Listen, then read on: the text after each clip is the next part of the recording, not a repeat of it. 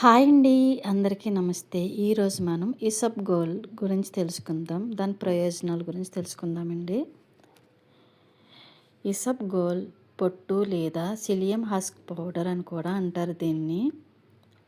మీరు వినే ఉంటారు వీటి గురించి. ఎక్కువ మలబద్ధకం, గ్యాస్, ఎక్కువ కొలెస్ట్రాల్ ఉన్నప్పుడు తీసుకుంటారు.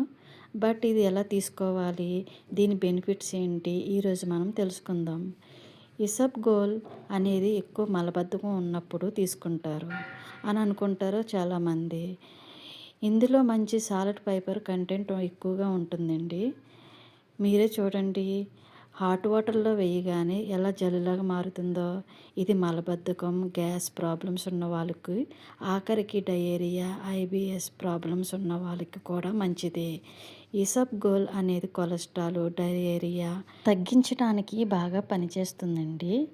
ఇసబ్గోల్ అన్నిటికీ మంచిది కదా అని డైలీ తీసుకోవడం మంచిది కాదు.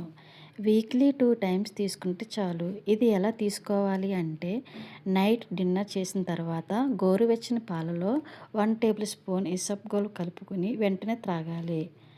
అదే మార్నింగ్ తీసుకోవాలి అంటే గోరువెచ్చని నీళ్ళలో 1 టేబుల్ స్పూన్ ఇసబ్గోల్ కలుపుకొని త్రాగాలండి.